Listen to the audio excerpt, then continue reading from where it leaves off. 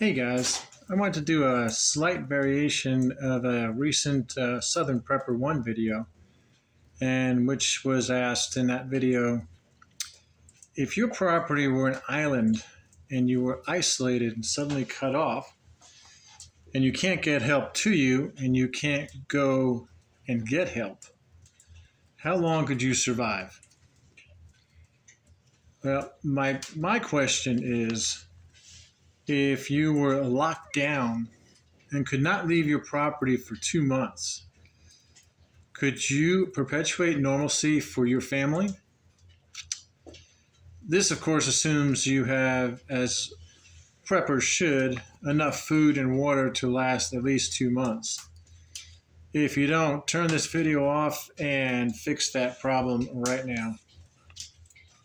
So, if you were cut off, if there was another sudden lockdown, except this one was more intensive because as most of you probably know, they're still doing gain of function research, and recently it came out that there was an 80% kill rate using a newly manufactured COVID virus on humanized mice. So 80% kill rate when the humanized mice with the old COVID, I don't think very many of them died at all.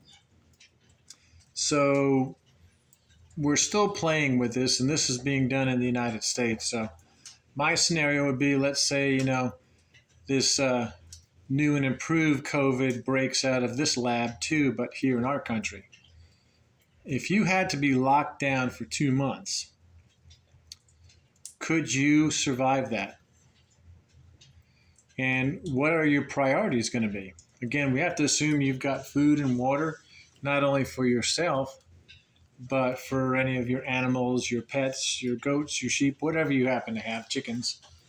Okay, how can you help them survive?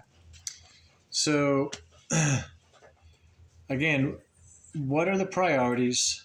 And also, what defines normalcy for you? Not everyone's normalcy definition is going to be the same. So, I agree with Southern Prepper 1, and I'm going to link his video in the comments section. But I agree with Southern Prepper 1. I think the number one priority and consideration, of course, after the food and water and such, should be communications, radio communications. And you need this to gather info, to get advice from others who can help you problem solve. Could be perhaps medical personnel that you can talk to, gardeners, cooks, other people in your group that are good at, water collection, maybe homeopathy, things like that.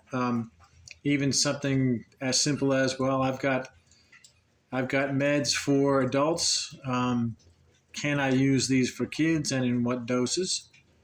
Okay, so some of us have really good reference books, and some of us might have some holes in those reference books that others in our group might have. So we can get a lot of answers through radio communications, both local and regional.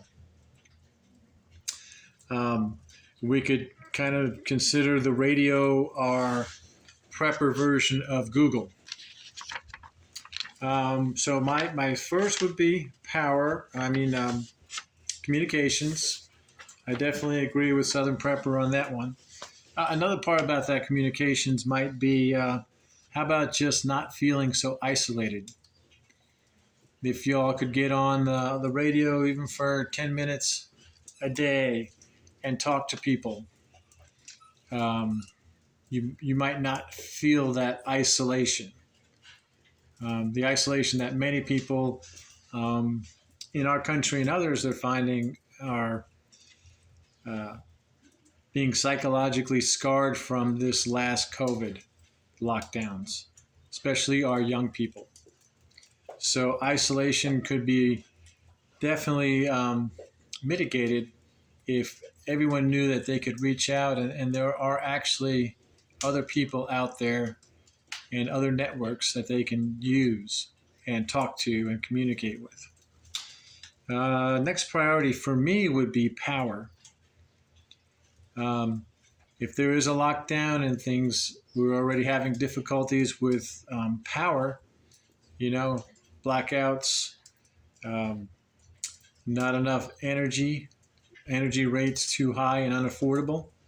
So, do you have enough solar power um, to power radios, to power small things? Are you on any kind of medical equipment, CPAP machines, etc., that you can power to keep you going? Again, to perpetuate as much of the normalcy that you're used to as is possible. And kind of going with that solar power, do you have a generator? Do you have gasoline, oil, and things to fuel that generator for 2 months? Can you keep your freezers going if there's an interruption in power? Can you keep a few fans going? Things like that. I think my third priority, if we're an island unto ourselves, nobody's getting on the property, nobody's getting off, and this is being enforced, would be a substantial library of reference library. I think this would be vital. Again, we haven't had Google very long. Haven't had search engines very long, computers very long. Many of us probably grew up never having a computer until we might have been in our 20s and 30s, even maybe 40s. So, what did we do before that time? Well, most of us, we had books. Some of us had extensive libraries of books. So, if your hobby was radios or medical or gardening or whatever it was, model aircraft, raising dogs, raising sheep, cattle, all that kind of stuff, generally we got from books, whether it was at the public library or our own library. And since we can't get out in this scenario to a public library, we have to have our own library, or we can also, again, using the communications radio setup, we can ask other people because they have references that we don't.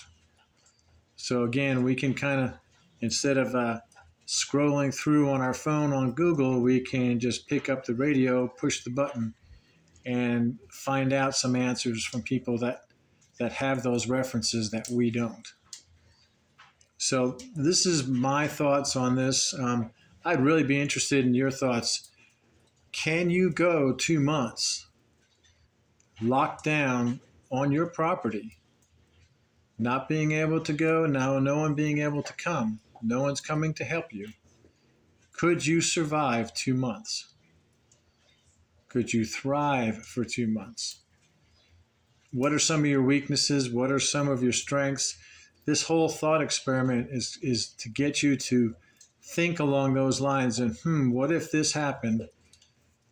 What do we need to make a priority right now to make something like that the least problematic for us? Okay, well, I'd really like to know what you think. Please leave it in the comments, and I'll see ya.